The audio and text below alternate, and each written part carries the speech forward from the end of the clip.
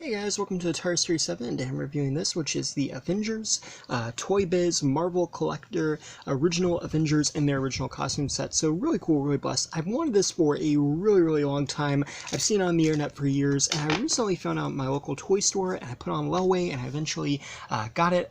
And yeah, it's just really cool. It's kind of hard to see, but you have the Marvel Comics, the Collector, Marvel Collector Edition, the Avengers, and their original costumes, and then it tells you all the characters you get. This is technically 5-figure pack, but you also get Ant-Man and Wasp and Giant Man. It's kind of weird, like, depending on, like, the box kind of shows it as like 6 individual characters, but really Giant Man and Ant-Man are the same character, but you do get different figures, so that's kind of cool.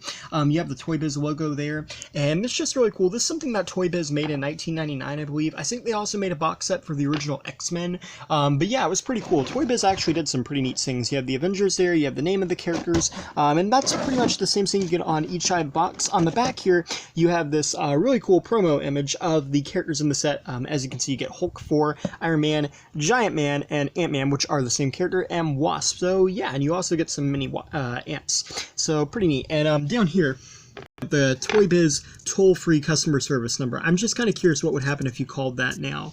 I might call that one day just to see what happens. They're currently, I think Hasbro ended up buying Toy Biz, but you can open it up like this, and then you get a clear shot of the Avengers in there. You got Giant Man looking very cool. Really the main reason why I wanted to get this set so much. I've always loved the Ant-Man character, so him and Giant Man in this set, really cool.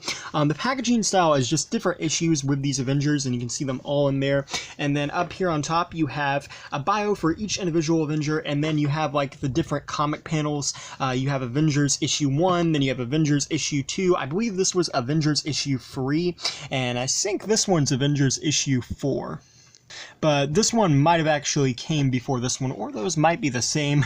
But yeah, you got the different Avengers issues that feature these different versions of the characters, so that's really cool. And yeah, let's open this up. So here we have the original Avengers together, and as you can see, I only have one ant pulled out. So the first ant I pulled out, I did not realize these had twist ties on them, and it chopped, or kind of took this head off. It's kind of like on a peg, so it's probably not going to be that hard to get off. But because all the ants are kind of twist tied in, I'm going to undo them in a second, and I just kind of want to show these off. But yeah, there's this kind of translucent ant, and a lot of them kind of look like this. There's some bigger ones. Actually, you know, I don't think I'm even going to take them out right now. But as you can see, like, there's this giant ant, and then there's these smaller ants, and you could probably have, I don't think Ant-Man could actually fit on any of these just because he looks to be a little bit too big for them, but nonetheless, they are pretty cool, and I like that you get that many different ones. And yeah. But here we have everybody, and just taking a look at Ant-Man first. He's very cool.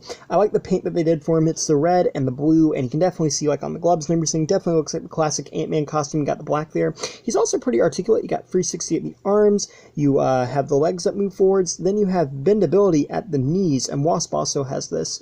And yeah, his head rotates 360, but one thing I really like is his helmet is actually removable.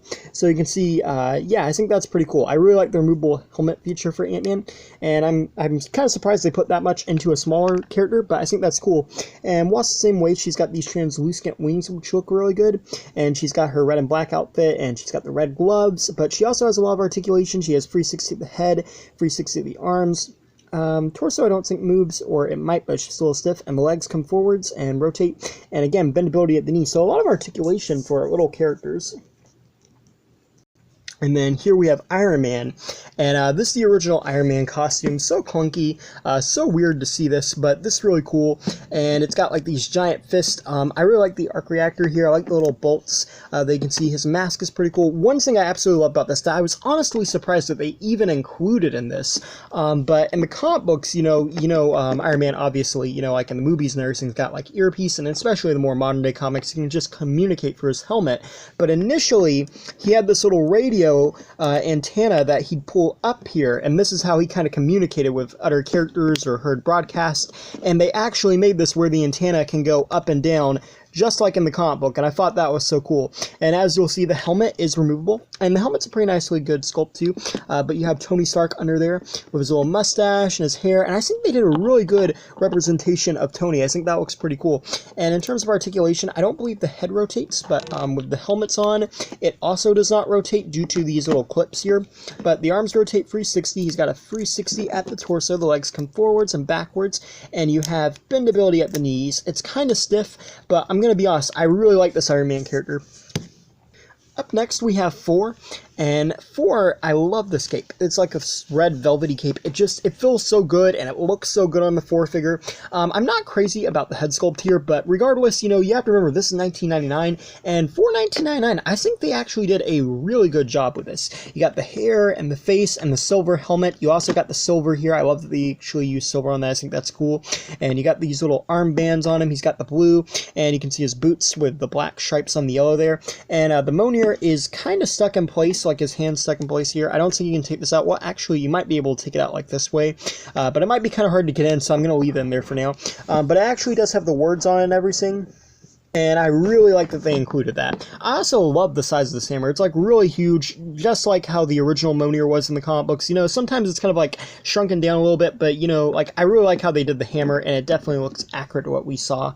So in terms of articulation, his head does rotate a little bit. His arms rotate 360. And swings out the shoulder, bendability at the elbow, the legs forward, backwards, and bendability at the knee, and the feet move up and down. Well, that's it for part 1. Thank you for watching. Please rate, like, and subscribe.